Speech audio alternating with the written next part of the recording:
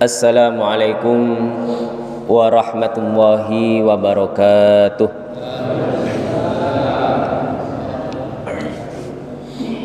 Innal hamdalillah nahmaduhu wa nasta'inuhu wa nastaghfiruh wa na'udzu billahi min sururi anfusina wa min sayyiati a'malina.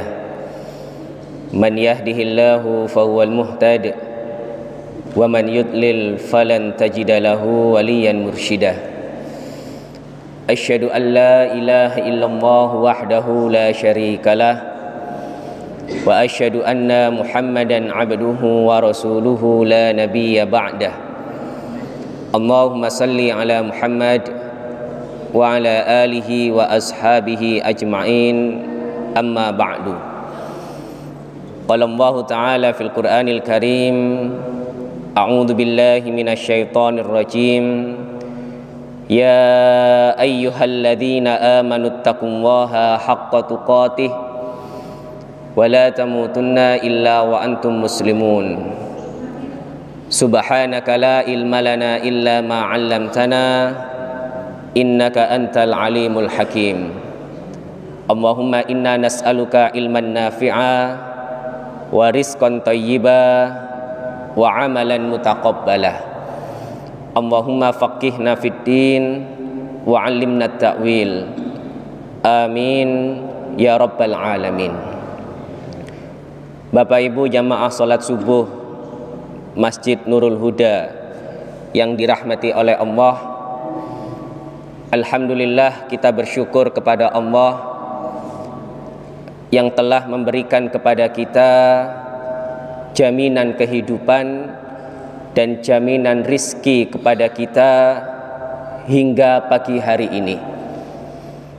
Karena pada hakikatnya orang itu diwafatkan oleh Allah bukan karena musibah yang sedang dia alami atau mungkin sakit yang sedang dia derita, tapi orang itu akan diwafatkan oleh Allah ketika jatah rizkinya sudah habis.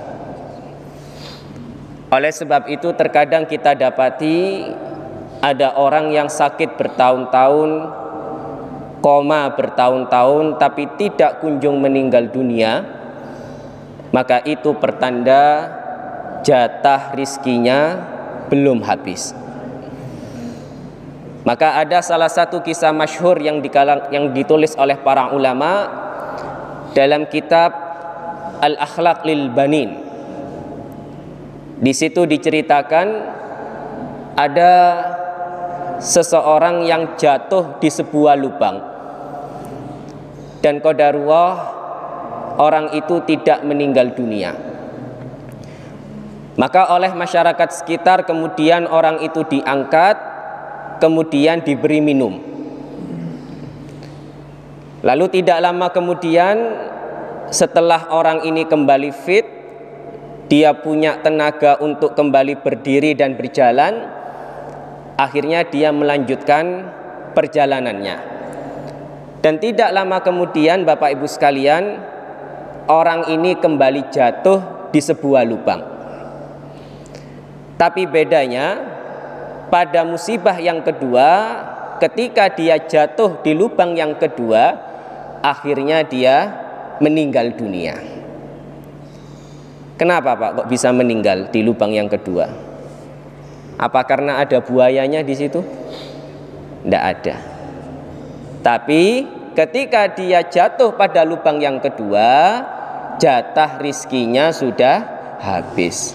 Maka di saat dia jatuh pada lubang yang pertama, dia tidak diwafatkan oleh Allah karena masih ada jatah rizkinya walaupun hanya segelas air.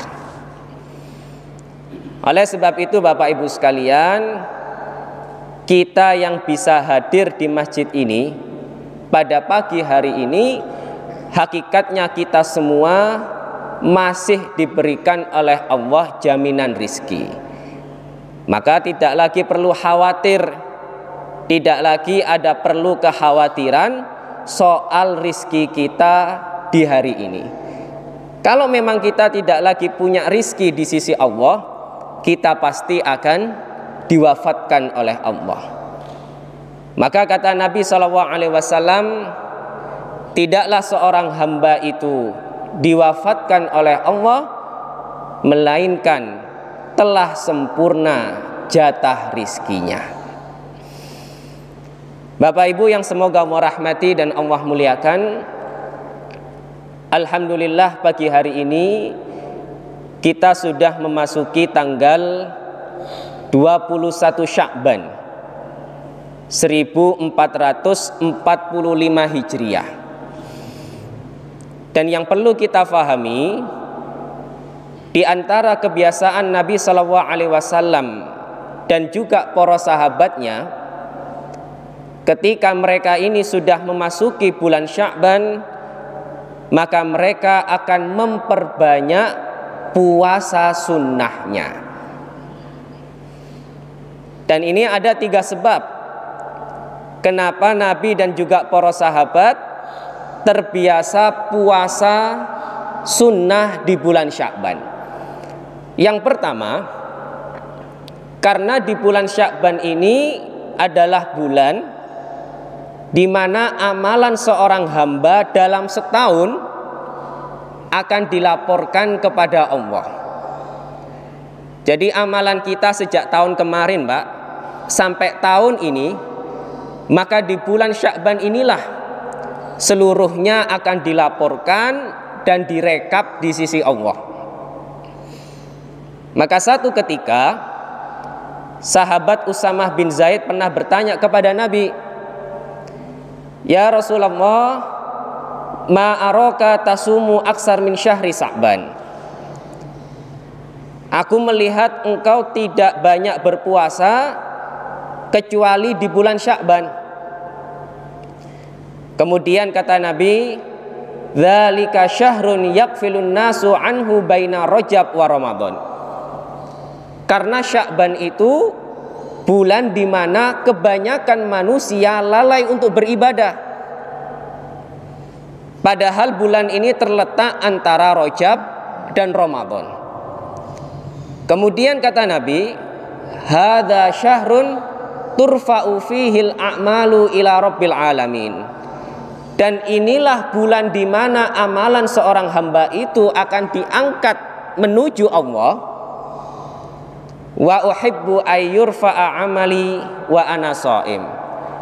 Dan aku senang ketika amalanku dilaporkan, diangkat menuju Allah, aku dalam kondisi berpuasa. Jadi kalau kita ini memperbanyak puasa sunnah, Pak, di bulan Sya'ban, sebagaimana yang dilakukan oleh Nabi dan para sahabat, ini insya Allah bisa menjadi penyempurna amalan kita yang lain. Artinya di saat di bulan-bulan yang lain ini kita kurang beramal, terutama amalan-amalan sunnah, tapi kemudian kita perbanyak di bulan Sya'ban, ini insya Allah sudah cukup. Karena Sya'ban ini dianggap oleh para ulama sudah mewakili bulan-bulan yang lainnya.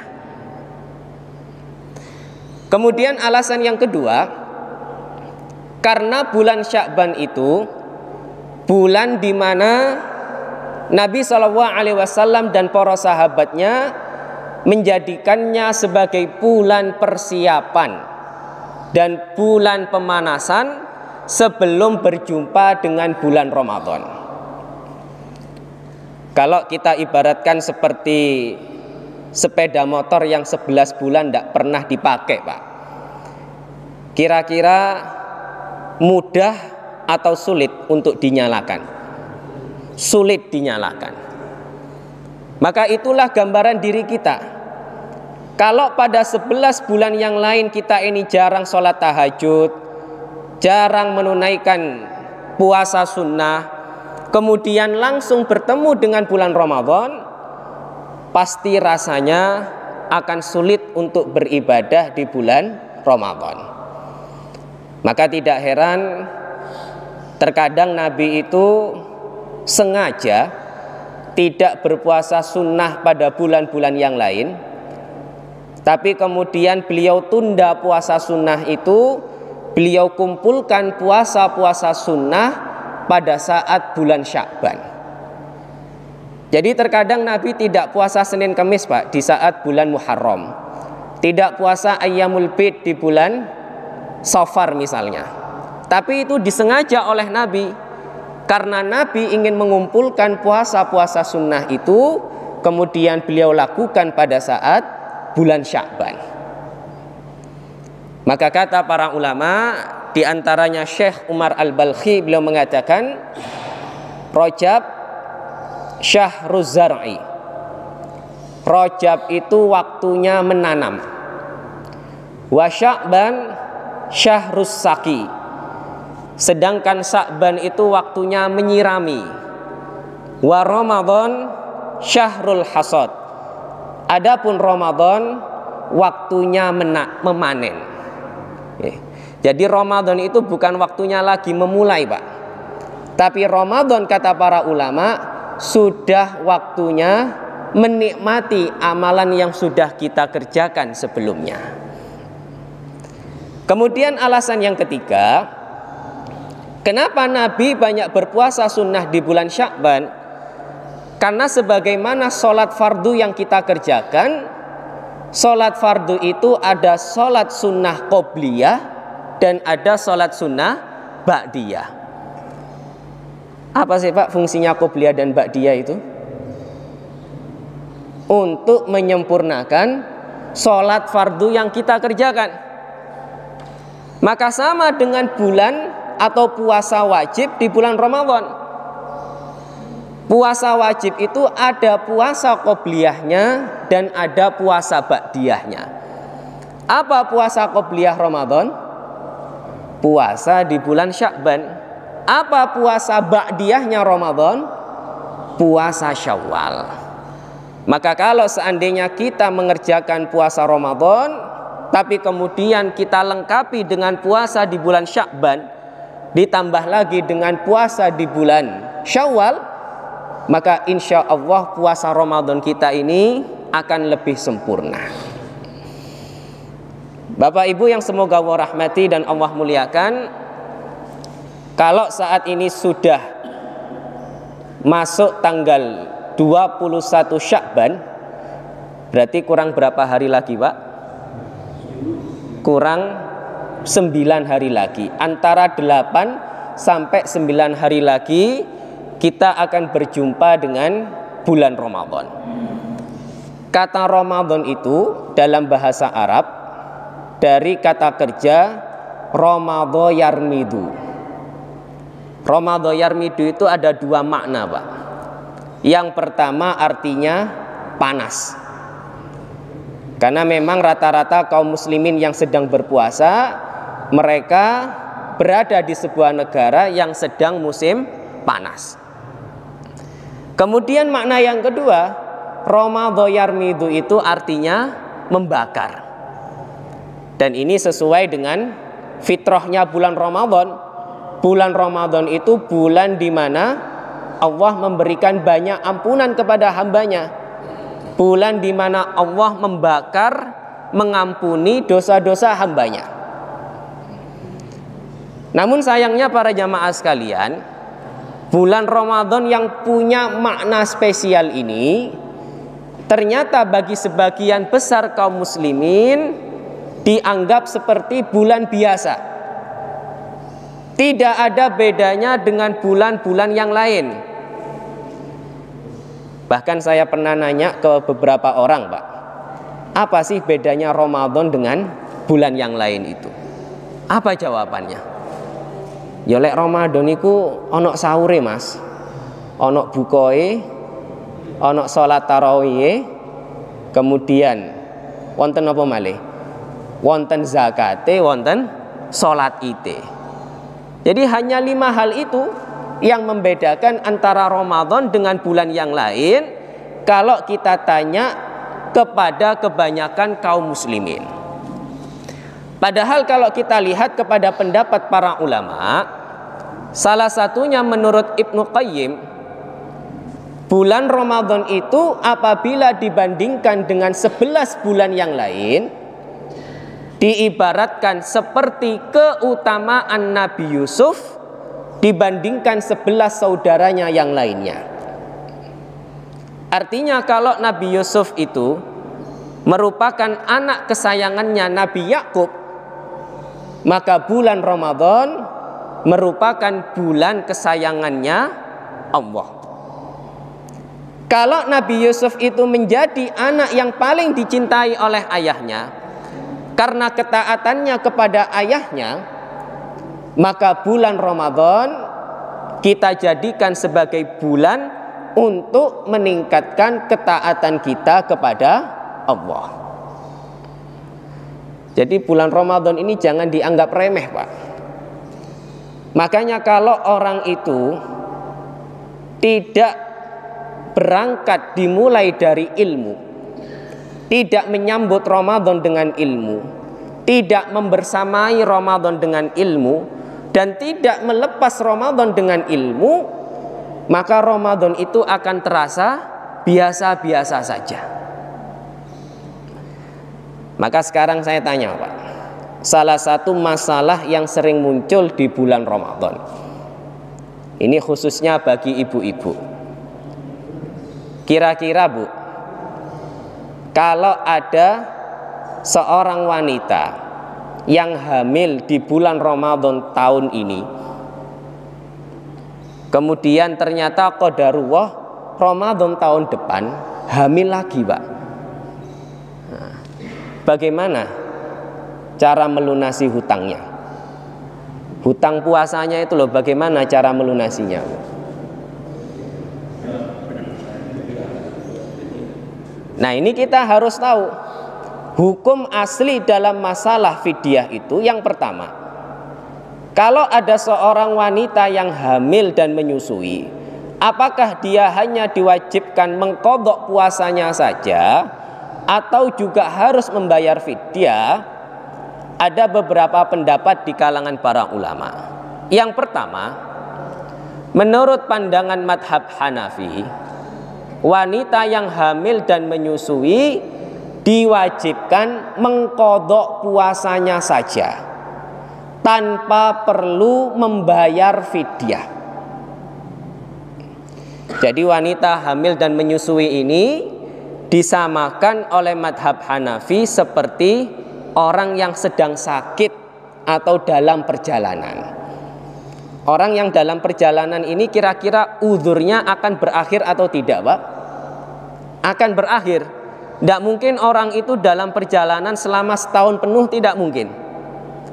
Maka sebagaimana orang yang sedang dalam perjalanan, atau mungkin orang yang sedang sakit dan dia bisa sembuh, maka wanita yang hamil dan menyusui harus mengqadha puasanya atau mengganti puasanya di bulan yang lain.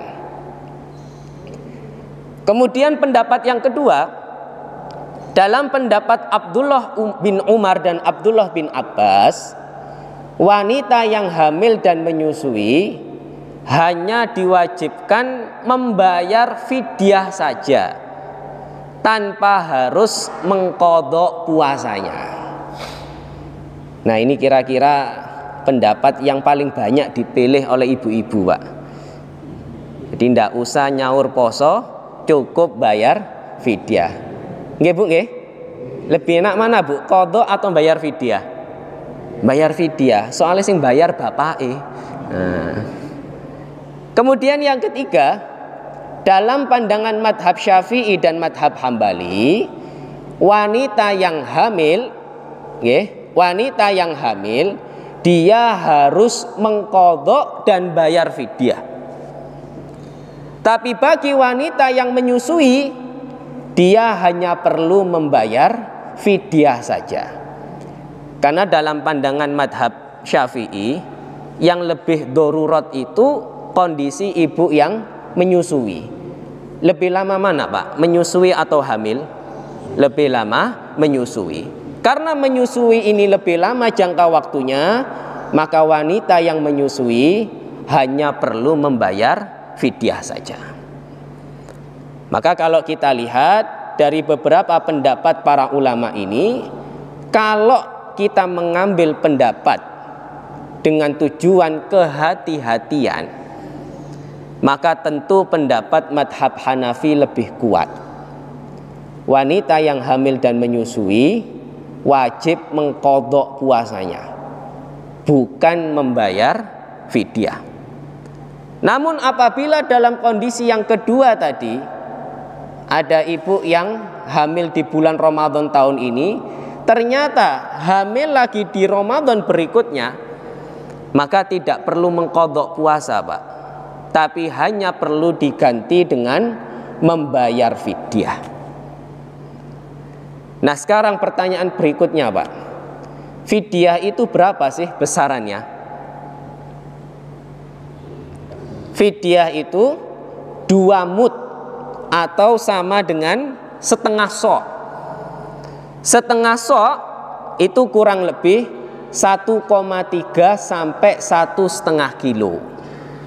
Walaupun ada pendapat yang lebih ringan, Pak, tidak sampai 1 kilo, hanya 625 ons saja, tidak sampai 1 kilo, itu sudah sah fidyahnya. Tapi kembali lagi, kalau mengambil pendapat yang lebih rajih, insya Allah fidyah itu besarannya kurang lebih 1,5 kilogram. Lalu apakah fidyah itu boleh diwakilkan, Pak? Misal fidyahnya bapak dibayarkan oleh anaknya, boleh atau tidak? Yang tidak puasa itu bapaknya, Pak, tapi sing bayarno fidyahe anake. Angsal napa mboten? Boleh. Boleh. Jadi bayar fidyah itu boleh diwakilkan, tidak harus orang yang tidak berpuasa. Mengapa demikian? Karena ketika seorang anak itu masih kecil, siapa yang bayarkan zakat anak ini, Pak? Bapaknya. Maka tidak ada salahnya ketika anak ini sudah dewasa, kemudian dia sudah punya pekerjaan, ada penghasilan, maka dia yang harus membayarkan fidyah orang tuanya yang sudah tidak kuat berpuasa. Kemudian fidyah itu boleh tidak diberikan kepada satu orang saja? Misal ada orang yang tidak berpuasa selama 1 bulan, Pak. 1 harinya dihitung 15.000 kalau menurut tarjih Muhammadiyah. Berarti 1 bulan sama dengan 450.000. Boleh atau tidak uang 450.000 itu kita berikan ke 1 orang saja? Angsal apa mboten? Boleh. Jadi fidyah dalam pembagiannya itu tidak disebutkan secara jelas harus dibagi ke beberapa orang. Beda dengan kafaroh, Pak. Kafaroh, mohon maaf, orang yang ketika berpuasa Ramadan, dia kemudian dengan sengaja dia berhubungan suami istri, maka kafarohnya salah satunya ngasih makan 60 orang miskin. Kalau 60 orang miskin ini diakali, Pak, diberikan kepada 1 orang yang nilainya sama dengan 60 orang, boleh atau tidak?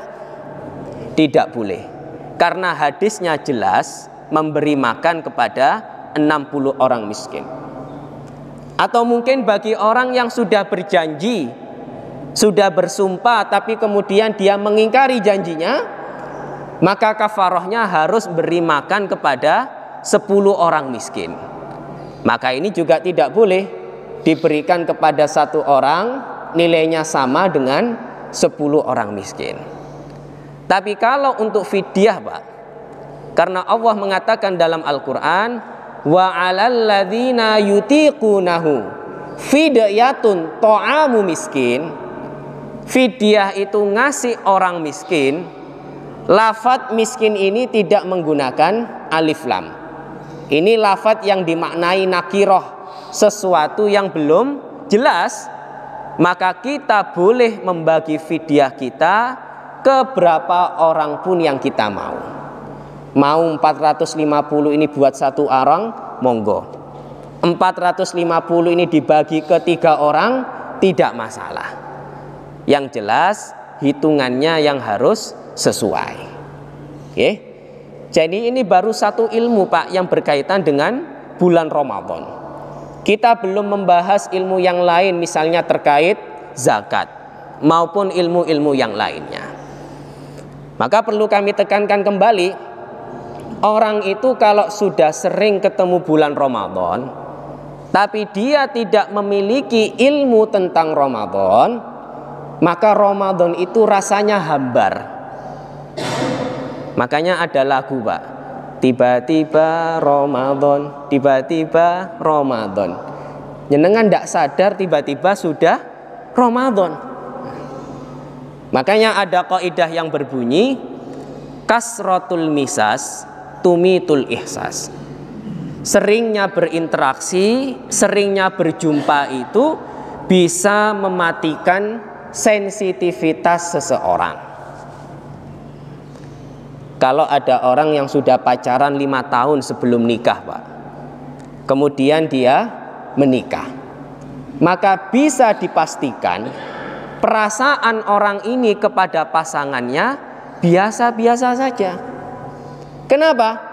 Karena selama 5 tahun sebelum menikah dia sudah sering berinteraksi. Dan seringnya interaksi ini bisa mematikan sensitivitas terhadap pasangannya. Kalau ada orang yang kerja dekat dengan Masjidil Haram, bisa sholat 5 waktu di Masjidil Haram, setiap hari lihat Ka'bah Pak. Kemudian ada orang yang baru pertama kali umroh dan lihat Ka'bah. Kira-kira mana yang lebih bergetar hatinya? Yang setiap hari lihat atau yang baru pertama kali lihat? Yang baru pertama kali melihat Ka'bah. Maka sama dengan kita Bapak Ibu sekalian, karena kita ini sudah sering berjumpa dengan bulan Ramadan, berpuluh-puluh kali bertemu dengan bulan Ramadan, maka inilah salah satu hal yang membuat sensitivitas hati kita kepada Ramadan itu menjadi mati. Seakan-akan Ramadan itu tidak lagi spesial dalam hati kita.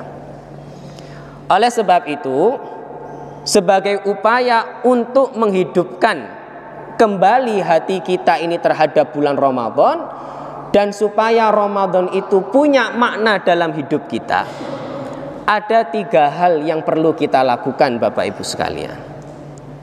Apa yang pertama?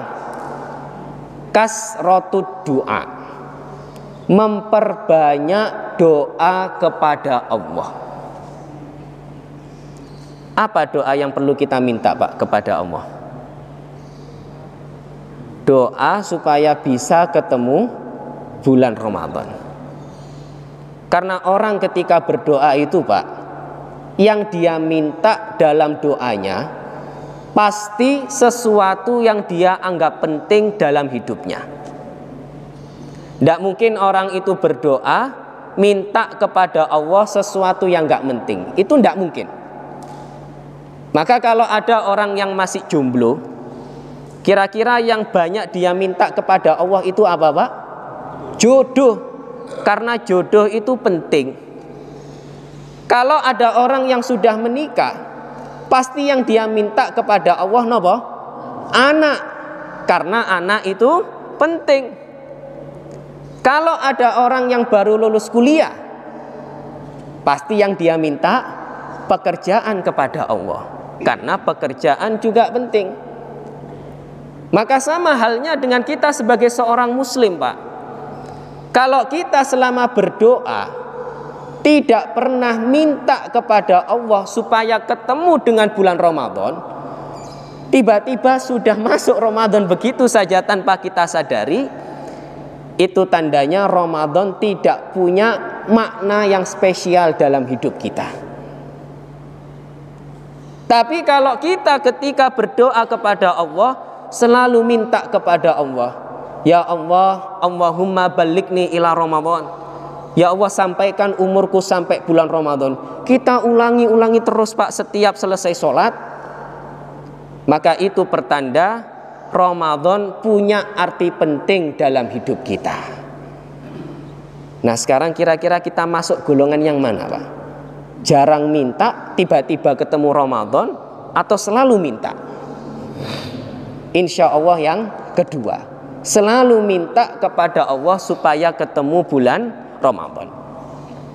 Maka ada perkataan yang menarik dari Khalifah Umar bin Khattab. Beliau mengatakan, ala wa inni la ahmilu hammal ijabah walakinni ahmilu hammad doa. Aku tidak peduli apakah doaku dikabulkan oleh Allah, tapi yang aku pedulikan apakah aku mampu berdoa atau tidak. Li'anni law ruziktu bid-du'a fal ijabah ma'ahu. Karena kalau aku sudah mampu berdoa, diberikan taufik oleh Allah untuk bisa berdoa, maka jawaban atas doa itu hanya tinggal menunggu waktu.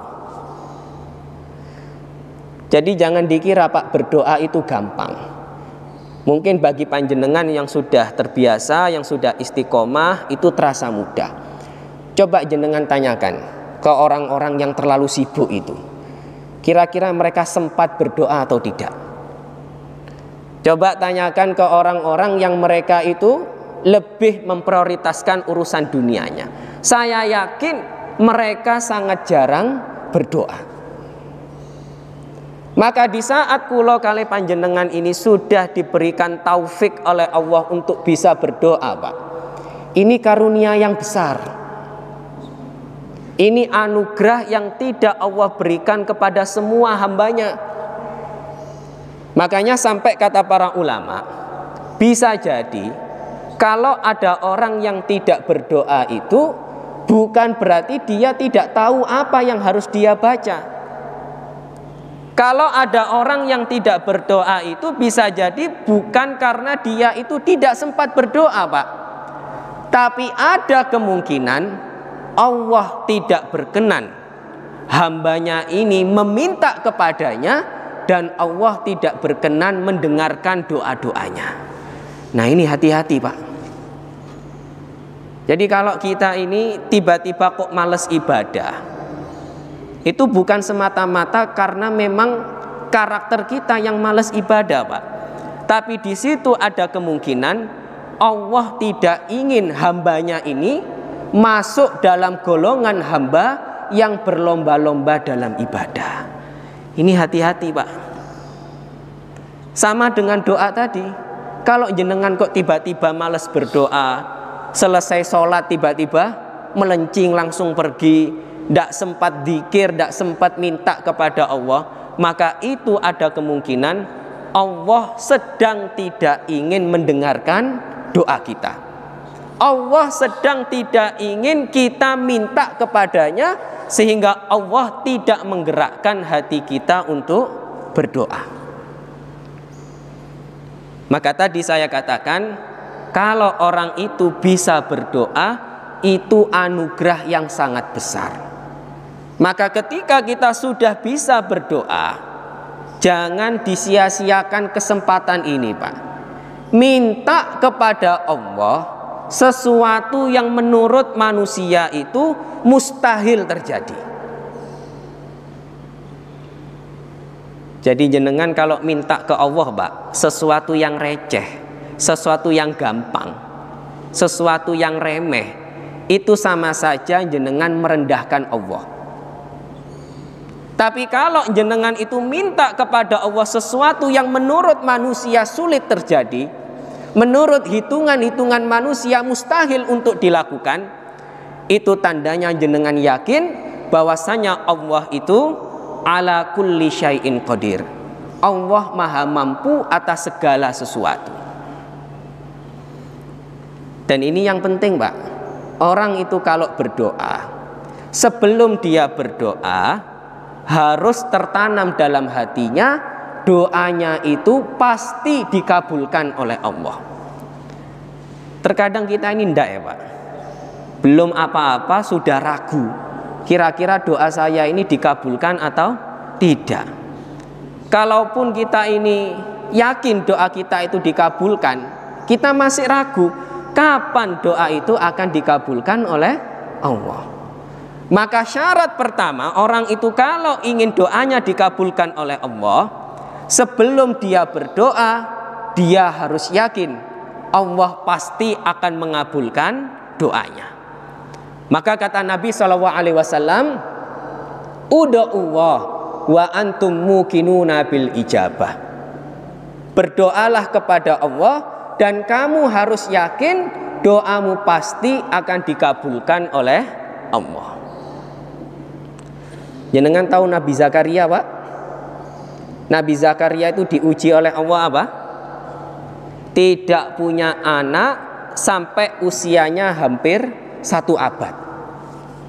Jadi sampai hampir usianya 100 tahun itu, Pak, Nabi Zakaria tidak pernah berhenti berdoa kepada Allah supaya diberi keturunan. Padahal beliaunya sudah sepuh, istrinya mohon maaf divonis mandul. Tapi apakah beliau putus asa berdoa ketika itu? Tidak. Beliau selalu mengulang-ulangi doanya, Rabbi la tadarni fardan wa anta khairul warisin. Ya Allah, jangan biarkan aku sendirian karena Engkau adalah sebaik-baiknya pemberi keturunan. Dalam kesempatan yang lain beliau berdoa, Rabbi habli min ladunka dzurriyyatan thayyibah innaka sami'ud du'a. Ini juga doanya Nabi Zakaria, Pak. Ya Allah, karuniakan kepadaku keturunan yang baik karena Engkau adalah yang maha mendengarkan doa. Lalu apa yang terjadi, Pak? Ketika Nabi Zakaria itu mengulang-ulangi doanya ini, kemudian dijawab oleh Allah, qala rabbuka huwa alayya hayyin. Wahai Zakaria, apa yang kamu minta itu hayyin, sesuatu yang sangat kecil, sesuatu yang sangat mudah bagi Allah. Coba jenengan bayangkan, menurut ilmu kedokteran, menurut ilmu medis, Zakaria ini sudah nggak mungkin mendapat keturunan. Nggak mungkin dia itu punya keturunan. Tapi dijawab oleh Allah, qala rabbuka huwa alayya hayyin. Itu sangat mudah bagi Allah. Maka tadi saya sampaikan, jenengan kalau berdoa kepada Allah, jangan minta sesuatu yang kecil. Minta kepada Allah sesuatu yang besar. Minta kepada Allah sesuatu yang mustahil terwujud. Karena orang itu kalau berdoa sebagaimana caranya Zakaria, mindsetnya itu sudah tidak boleh lagi mindset bumi, Pak. Mindsetnya itu sudah harus mindset langit. Artinya kalau jenengan minta kepada Allah, sudah tidak lagi pakai hitung-hitungan manusia, tapi sudah menurut perhitungannya siapa? Allah. Maka semakin kita ini mendekati bulan Ramadan, Pak, saya mengajak diri saya dan juga panjenengan, mari kita sering-sering berdoa kepada Allah, minta kepada Allah supaya diparingi kesehatan. Kita minta kepada Allah supaya umur kita ini sampai bulan Ramadan. Maka di antara kebiasaan para ulama salafus soleh dulu yang mungkin jenengan sudah sering dengarkan, mereka itu sudah minta ketemu Ramadan kepada Allah sejak 6 bulan sebelum Ramadan. Berarti bulan apa, Pak? Bulan Rabiul Awal. Nggih. Jadi Rabiul Awal itu sudah berdoa minta ketemu Ramadan, Pak. Semakin mendekati Ramadan itu, para generasi salafus soleh itu semakin was-was. Mereka semakin khawatir, umurku iki sampai apa ora ya, sampai bulan Ramadan. Kalau kita kan enggak, Pak. Kita ini bukan salafus soleh, bukan nabi. Wis yakin aku tahun iki pasti ketemu Ramadan. Lalu setelah bulan Ramadan, 6 bulan berikutnya, para ulama salafus soleh mereka berdoa kepada Allah supaya amalan selama bulan Ramadan itu diterima oleh Allah. Jadi 6 bulan sebelum Ramadan minta ketemu Ramadan, 6 bulan setelah Ramadan minta supaya ibadah selama bulan Ramadan itu diterima oleh Allah. Maka di antara doa yang banyak mereka baca, Allahumma sallimni ila Ramadan. Ya Allah, berikan aku kesehatan, selamatkan aku sampai bulan Ramadan. Wasallim li Ramadan, dan serahkan Ramadan kepadaku. Artinya pertemukan aku dengan bulan Ramadan. Wa tasallamhu minni mutaqabbalah, dan terimalah amalan-amalanku selama bulan Ramadan. Ini yang pertama Bapak Ibu sekalian. Kemudian yang kedua, dereng nggih. Oh, dereng nggih. Berarti tasik lami nggih. Yang kedua, Pak, masih ada 2 poin lagi.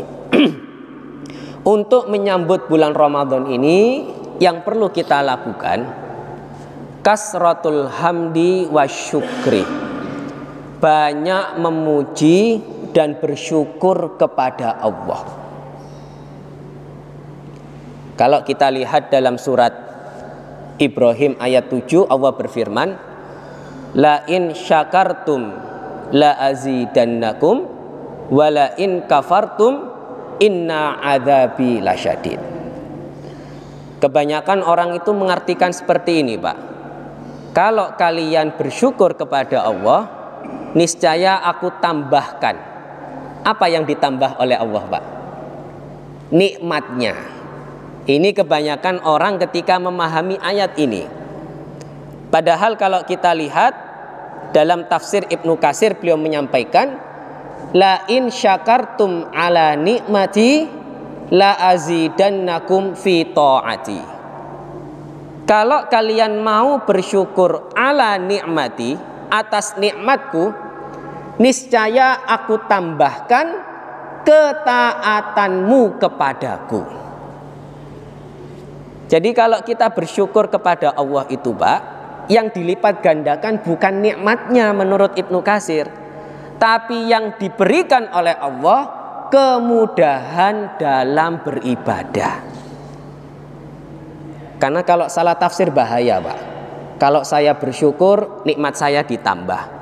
Kalau Bapak bersyukur dengan 1 istri, berarti napa tafsirnya? Ditambah Allah dengan 2 istri. Nah, ini bahaya, Pak. Makanya jangan sampai salah tafsir. Jadi kalau jenengan syukur niku sing ditambah mboten nikmate. Tapi kalau kita syukur, yang ditambah oleh Allah itu ketaatan kita kepada Allah. Maka kalau bapak bersyukur punya ibu, ibu bersyukur punya bapak, maka yang ditambah oleh Allah ketaatan panjenengan berdua untuk sama-sama beribadah kepada Allah dalam kehidupan berumah tangga. Apa contohnya? Istri semakin taat kepada suami, suami semakin sayang kepada istri. Itu tanda, Pak, kalau jenengan bersyukur atas nikmat pasangan kepada Allah. Oke? Jadi ini harus diperbaiki tafsirnya, Pak. Yang ditambah bukan nikmatnya, tapi apa, Pak? Ketaatannya kepada Allah. Jenengan punya mobil, bersyukur kepada Allah bukan berarti nanti ditambah 1 mobil, tapi bisa jadi dengan mobil itu jenengan semakin sregep ke masjid misalnya. Bisa jadi dengan mobil itu jenengan semakin semangat untuk silaturahim. Karena waktu belum punya mobil kok ketokane angel ya ape silaturahim. Begitu punya mobil, oh ternyata saya semakin semangat silaturahim. Maka kata Al-Imam An-Nawawi rahimahullah, beliau punya satu pendapat yang masyhur. Bagi orang yang bisa memasuki malam pertama di bulan Ramadan, maka mustahab hukumnya sangat dianjurkan baginya untuk melakukan sujud syukur. Jadi jenengan lek menangi malam pertama di bulan Ramadan, Pak. Kata Al-Imam An-Nawawi, beliau punya fatwa dianjurkan untuk melakukan sujud syukur. Ini bukan amalan sunnah, Pak, karena memang tidak pernah diajarkan oleh Nabi. Bukan amalan wajib, karena tidak pernah diperintahkan oleh Allah. Tapi ini ijtihad dari Al-Imam An-Nawawi ketika beliau memahami hadis Nabi SAW Kana Nabi sallallahu alaihi wasallam idza atahu amrun yasurruhu au busyira bihi kharra sajida. Nabi itu kalau mendapati ada kabar gembira atau beliau mendapatkan nikmat yang begitu membahagiakan beliau, maka beliau langsung melakukan sujud syukur. Jadi berdasarkan keumuman hadis ini, bisa berjumpa dengan Ramadan itu termasuk nikmat atau tidak, Pak? Nikmat. Maka tidak ada salahnya ekspresi syukur yang kita wujudkan pada saat itu dengan melakukan sujud syukur. Timbangannya merconan, Pak. Lebih baik napa? Sujud syukur, tidak ada salahnya. Tapi jangan diartikan atau jangan diniatkan ini sebagai amalan sunnah, bukan. Tapi ini berdasarkan keumuman hadis. Oh, saya bersyukur bisa ketemu Ramadan, saya tak melakukan sujud syukur. Makanya tidak perlu sujud syukur bareng-bareng di masjid, Pak. Niki namine bid'ah mangke, nggih. Jadi cukup sujud syukur di rumah. Terima kasih ya Allah, alhamdulillah atas nikmat sehat, alhamdulillah nikmat umur, nggih.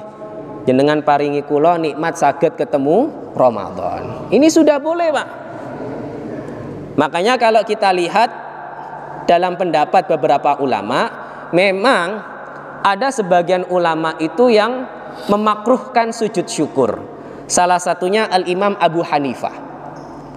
Al-Imam Abu Hanifah dalam salah satu pendapatnya, beliau mengatakan makruh melakukan sujud syukur. Kenapa makruh hukumnya melakukan sujud syukur? Li'adami ihsa'i ni'matillah. Karena nikmat Allah itu tidak terbilang, Pak. Nikmat Allah saking banyaknya itu tidak bisa dihitung. Maka kalau seandainya setiap hembusan nafas dan tarikan nafas ini dihitung sebagai satu nikmat dan harus diganti dengan sujud syukur, maka bisa jadi umur kita habis untuk sujud syukur. Ini pemahamannya Imam Abu Hanifah, Pak.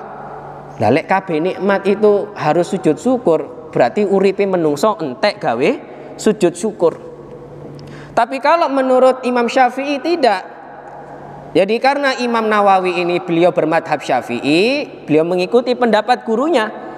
Kata Al-Imam Asy-Syafi'i, tidak semua nikmat itu harus diwujudkan, diekspresikan dengan sujud syukur. Hanya nikmat-nikmat tertentu saja. Apa yang dicontohkan oleh Al-Imam Asy-Syafi'i? Yang pertama, kahudusi walad. Ketika orang itu dapat kabar istrinya hamil. Nah, itu langsung, Pak. Mohon maaf ketika ibu tes pack, loh ya kok positif hamil. Nah, itu bapak langsung sujud syukur. Karena nikmat mendapat keturunan itu nikmat yang tidak setiap saat didapatkan oleh seorang. Kemudian yang kedua, kata Al-Imam Asy-Syafi'i, orang itu dianjurkan sujud syukur kanajatin min gharikin au harikin. Ketika orang itu selamat dari musibah kebakaran atau musibah tenggelam. Nah, ini juga nikmat atau tidak, Pak? Nikmat. Jenengan selamat dari musibah kecelakaan, jenengan selamat dari musibah puting beliung, itu jenengan harus melakukan sujud syukur. Kemudian yang ketiga, kata Imam Asy-Syafi'i, orang itu dianjurkan untuk sujud syukur karu'yati mubtala fi badanihi. Ketika orang itu melihat saudaranya ada yang diuji oleh Allah dengan penyakit di tubuhnya. Jadi misal, mohon maaf ngapunten. Jenengan dapat kabar, oh si fulan tiba-tiba stroke, mohon maaf. Tiba-tiba si fulan lumpuh. Nah, itu kata Imam Asy-Syafi'i, jenengan langsung sujud syukur. Tapi sujud syukurnya bukan karena bahagia, Pak, jenengan lihat si fulan ini kena musibah, tidak.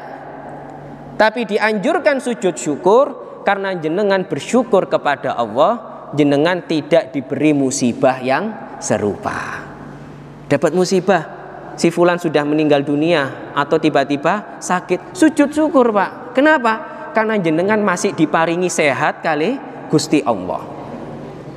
Nah, ini kelihatannya guyonan, Pak. Tapi jenengan baca ada itu, saya hafal.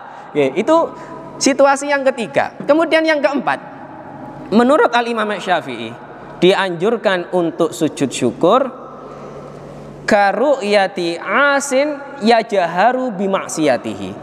Ketika jenengan ada lihat orang yang terang-terangan melakukan maksiat, maka jenengan sujud syukur di hadapannya. Misal jenengan melampah ningali lari-lari pacaran berdua ngoten nggih di tempat yang remang-remang, jenengan sujud syukur, Pak. Kenapa sujud syukur? Jenengan bersyukur karena tidak melakukan maksiat yang serupa. Jenengan berterima kasih kepada Allah masih diberikan hidayah tidak melakukan maksiat seperti itu. Maka saya ulangi lagi, ada 4 kondisi yang seorang itu dianjurkan untuk sujud syukur. Yang pertama kapan, Pak? Ketika mendapat kabar diberi anak atau keturunan. Kemudian yang kedua, ketika selamat dari musibah. Yang ketiga, ketika melihat orang itu diberi sakit pada tubuhnya. Kemudian yang keempat, ketika melihat orang yang terang-terangan bermaksiat. Nah, itu jenengan harus melakukan sujud syukur. Kemudian Bapak Ibu sekalian, ini secara singkat, syukur itu sebagaimana kita ketahui ada 3 yang bisa kita lakukan. Yang pertama, asyukru bil qalbi, asyukru bil lisan, wasyukru bil arkan. Asyukru bil qalbi itu artinya jenengan bersyukur kepada Allah dengan menggunakan hati. Apa artinya syukur dengan menggunakan hati? Kita berterima kasih kepada Allah bahwa kita sanggup melakukan satu ibadah itu bukan karena kehebatan kita, tapi murni karena pertolongannya Allah.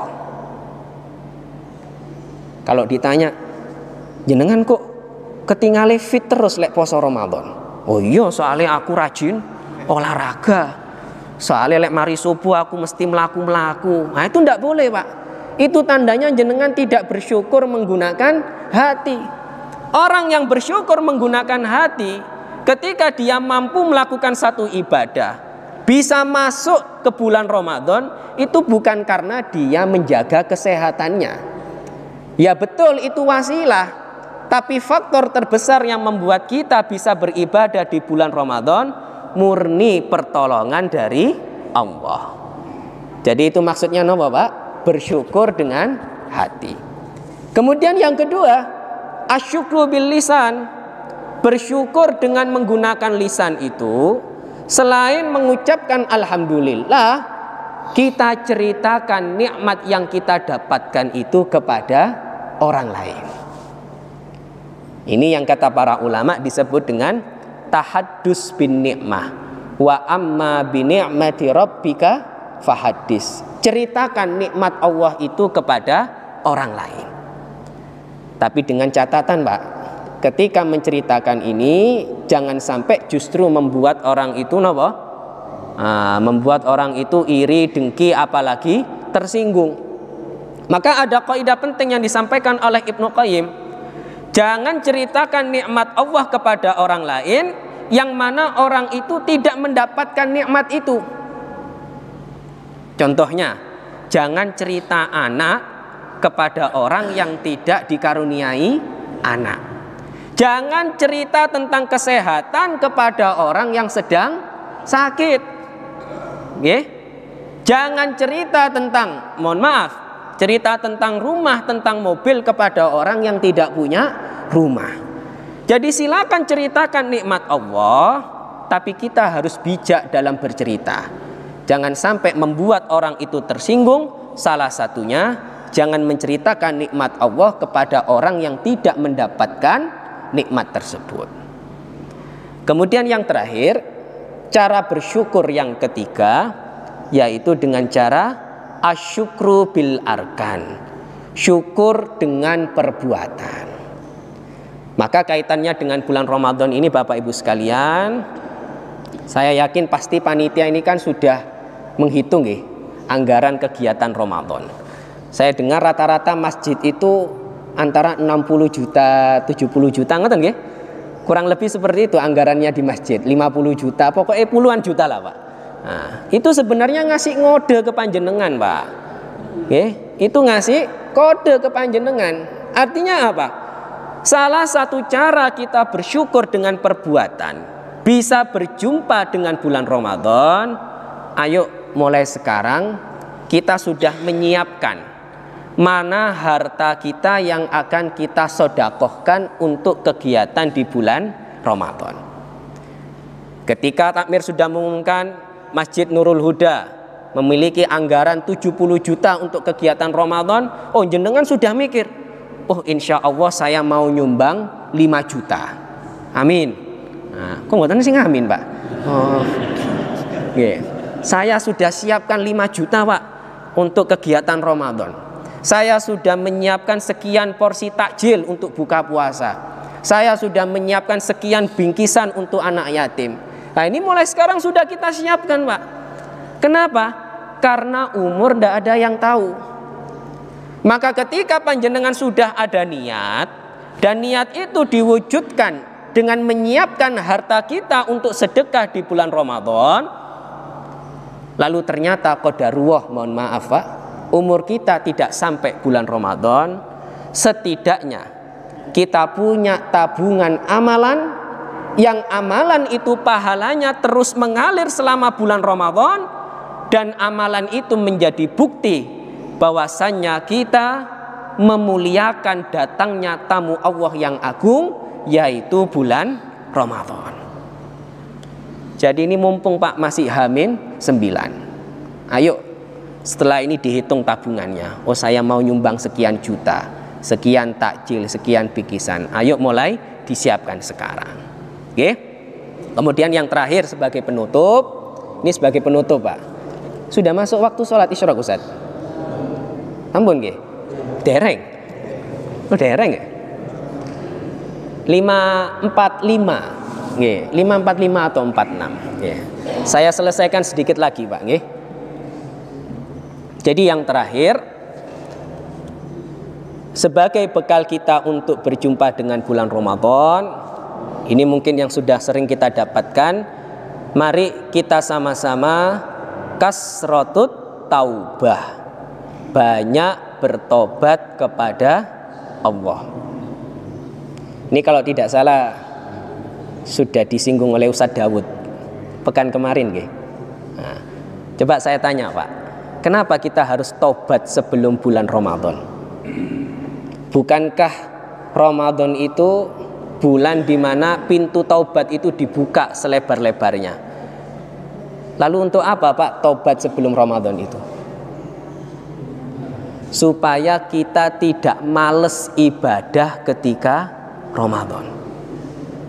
Jadi kalau ditanya, untuk apa Ustaz taubat sebelum Ramadan itu? Bukankah Allah menjanjikan walillahi utaqa minan nar fi kulli lailah? Pada setiap malam bulan Ramadan itu Pak, Allah punya hamba-hamba pilihan yang akan dibebaskan oleh Allah dari api neraka. Lalu untuk apa bertobat sebelum Ramadan? Jawabannya supaya kita bisa semangat dan istiqomah beribadah di bulan Ramadan. Karena ternyata Pak, yang membuat kita ini aras-arasan ibadah bukan karena sifat kita yang memang males Pak, tapi di situ ada unsur dosa, ada pengaruh dosa yang belum diampuni oleh Allah. Makanya dalam surat Al-Insyirah Allah berfirman, alam nashrah laka sadrak wa wada'na anka wizrak alladzi anqadha dhahrak. Wahai Muhammad, bukankah kami telah meletakkan wizrak? Wizrak itu beban Pak. Tapi beban di sini ditafsirkan oleh para ulama yaitu dosa. Berarti tafsir dari wa wada'na anka wizrak, hei Muhammad, bukankah dosamu sudah aku ampuni? Alladzi anqadha dhahrak, karena dosa itu selalu menjadi beban bagi manusia. Jadi karakter beban itu kata para ulama, karakter dosa itu Pak selalu menjadi beban. Yang pertama, beban bagi orang untuk beribadah sehingga dia malas-malesan ibadah.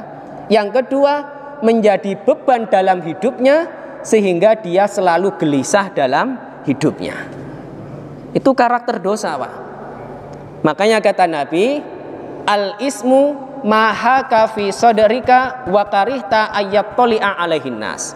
Dosa itu sesuatu yang mengganjal dalam hatimu dan kamu tidak senang kalau orang lain itu tahu perbuatan dosamu.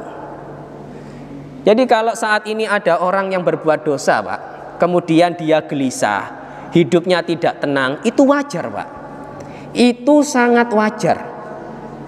Yang tidak wajar itu kalau ada orang yang berbuat dosa sama sekali dia tidak gelisah, tapi justru dia bangga dengan dosa itu, bahkan dia ceritakan dosa itu kepada orang lain. Nah, sakniki kan usume napa? Tiyang niku ngumbar dosa. Sekarang itu musimnya orang itu mengobral maksiatnya, Pak. Padahal kata Nabi, kullu ummati mu'afan illa mujahirun. Setiap umatku itu pasti akan diampuni dosanya kecuali orang yang melakukan dosa itu terang-terangan. Siapa yang melakukannya terang-terangan? Yang pertama, orang yang melakukan dosa sendirian, kemudian ditutupi oleh Allah aibnya, tapi esok harinya dia ceritakan dosa itu ke orang lain. Makanya kata para ulama, termasuk adab dalam curhat itu, Pak, ketika ada orang yang ingin bertanya kepada gurunya, jangan menunjukkan identitas pribadi. Nah, misal jenengan mau curhat soal rumah tangga, jenengan jangan ceritakan, Ustadz, istri saya seperti ini, suami saya seperti ini, jangan. Tapi bagaimana bahasanya? Ustadz, bagaimana kalau ada si fulan, istrinya seperti ini? Nah, jadi jenengan jangan buka aib rumah tangga sendiri, jangan buka aib pasangan sendiri walaupun tujuannya untuk bertanya. Ini tidak boleh. Ini termasuk apa? Mengumbar aib itu kepada orang lain. Dan termasuk orang yang terang-terangan dalam berdosa, yaitu orang yang menunjukkan dan menceritakan maksiatnya itu kepada orang lain. Ini penting, Pak, ada fakta. Ada yang namanya pengajuan dispensasi nikah. Ternyata dari remaja-remaja yang mengajukan dispensasi nikah itu, Pak, 65%-nya karena sudah hamil duluan.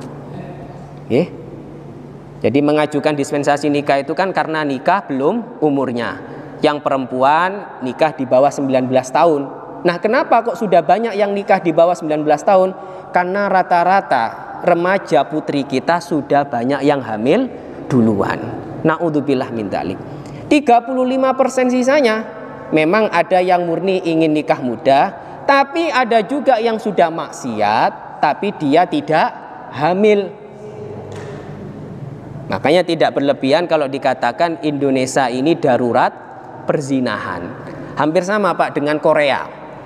Bedanya kalau Korea itu ada yang namanya resesi seks. Pelajar-pelajarnya itu mereka suka berzina tapi tidak ingin hamil, tidak ingin menikah.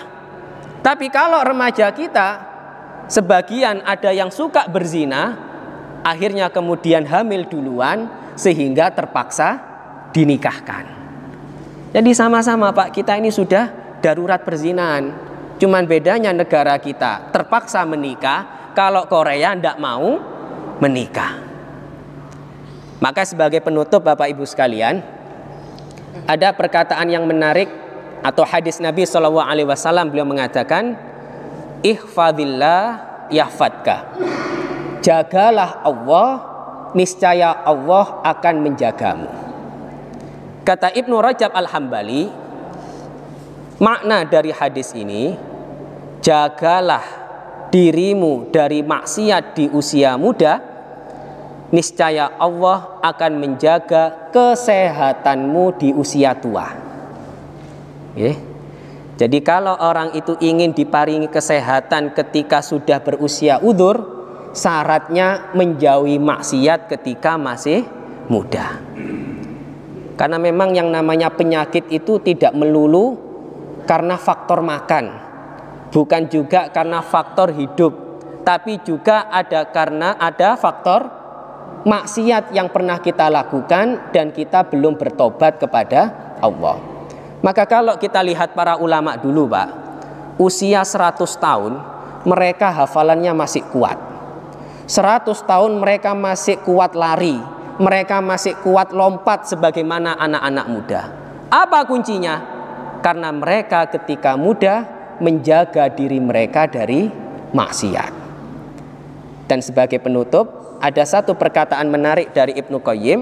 Beliau mengatakan, "Idza asaitu wa ra'aitu athara dzalika fi khuluqi zaujati wa ahli wa dabati."